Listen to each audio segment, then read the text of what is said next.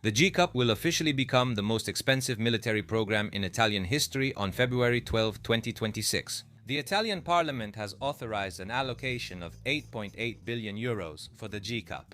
The trilateral project aims to develop a sixth-generation air combat system, which includes loyal wingman drones and a new manned combat aircraft. The approved funding includes a tranche of over 8 billion euros, and it is part of a long-term plan that covers the early 2020s up to 2050, divided into 4 phases. According to estimates, the overall development of these initial phases will absorb about 18.6 billion euros, an amount that just for this part would exceed the 18 billion spent by Italy for the acquisition of 90 F-35A. And so, according to many sources, the GCAP is considered the most expensive defense program in Italian national history. On this subject, you may remember that a few episodes ago we did a special focus. We talked about the cost tripling compared to the initial estimates. In the early 2020s, when the project was initially developed and when the world was also definitely different, the estimate for the initial phase was around 6 billion euros, a figure quite different from the latest update, which mentions 18.6 billion. It will be distributed in terms of technological maturation, testing, development, and design. The parliamentary document highlights that the revision took place over time, precisely to take into account the increase in technological and industrial needs. Follow me for a moment, because numbers always throw me off a bit, so I'll try to give you a summary. Of the more than 18 billion allocated for development, 2 billion are already guaranteed and partially regulated. Phase 1 of the program. To complete the first phase and carry out the second, 16.6 billion euros are needed. The 8 billion authorized at this time will be dispersed in annual installments until 2037, while the remaining 7.8 billion will be allocated at a later stage. We emphasize that the current estimate covers only the development phase of the program.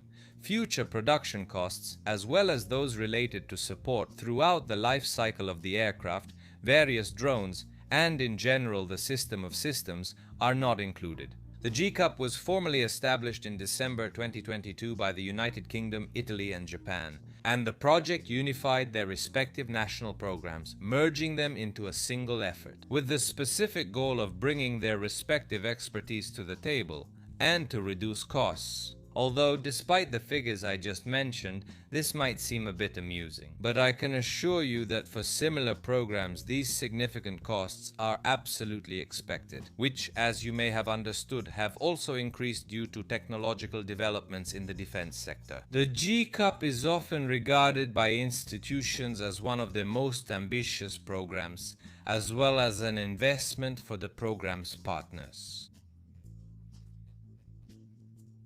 And so it should be viewed through the same lens, with the awareness that we are not simply buying a finished product or machine, but creating one from scratch, with the ambition, we use this term intentionally, to succeed in bringing the future aircraft to the market, and the entire sixth-generation context that surrounds us. If the United Kingdom and Japan were to contribute together with our country, with classic financial levels comparable to ours, the total trilateral spending for development could approach 60 billion euros. Of course, keep in mind, this doesn't mean there aren't any risks. It's an investment, and as such it carries risks, and it doesn't automatically mean there will be an economic return, and on the Italian industrial fabric. And that's why we try to tell you every month about the developments of the program, which actually has these last two ambitions. In addition to offering something new and innovative on the market, signed by Italians, Japanese, and the King, the entry into service of the new aircraft is set for 2035, and the program plans to replace the Eurofighter Typhoon, which is still receiving updates and will be with us for many more years. There are also some updates on the political front, with our Minister of Defense, Crosetto, who has taken a tough and realistic stance towards Paris.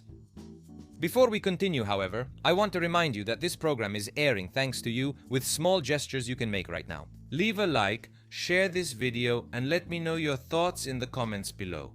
If you enjoy what we do every week, I invite you to consider subscribing. It's about the cost of a coffee per month, but it allows us to bring you more guests, more content, and improve the overall quality. Thank you so much. By the way, I just realized that I recorded the whole time with a feather. Anyway, as we were saying, we have updates about the costs, and I told you we would talk about Crosetto's statements. As mentioned earlier, the GCAP project has included a multilateral approach from the very beginning. Chiara Rossi, a leading voice on this channel at Stop Magazine, writes that during the Munich Security Conference, the Minister of Defense, Guido Crosetto, described the GCAP as a highly innovative project with great technological content. Words that we actually repeat very often. We did so ourselves just a little while ago. However, the part that interests us is when the minister reiterated Italy's openness to the entry of additional partners, stating that every nation involved should gain industrial and technological benefits without there being a single dominant country. Among the countries often mentioned that could join the GCAP, we find Australia, Canada, India, and Saudi Arabia. Riyadh, which has long been building ties with our defense industry. Catch up on yesterday's episode where we talked about the agreement that will lead to the construction of 4 Italian armed patrol vessels in the country. He has expressed interest in participating in the GCAP, including possible membership as part of his Vision 2030 strategy. But why? Was I smiling before? Because Crosetto, who isn't known for embellishing his statements, is a man of heart, let's put it that way. And referring to the increasingly real crash of the European Future Combat Air System, which sees Germany, Spain, and France united in an attempt to create a program similar to the GCAP, he spoke specifically about Paris, about the European Future Combat Air System. Did you know that the tensions are mainly about the distribution of work? In this context, I don't know if Minister Crosetto was answering a specific question about the possible entry of Paris. As far as I know, there has never been a request from France. Well, Crosetto said that Paris, and I quote, has the attitude a monopolizzare of France. Dramatically, there is no activity from France. As the program is coming to an end, I thought it was right to tell you about these developments regarding the GCAP program. I imagine that the next news will probably revolve around a new partner. And it will be interesting to see how a new ally could be included in the joint venture between Italy, the United Kingdom, and Japan. We'll see, maybe you'll let me know. If there is any news, as always, I remind you that the sources are in the first comment and I invite you to let me know your thoughts. See you soon here on Gens Italia with the latest news. Can I say decor? For a minister? I hope I don't get sued.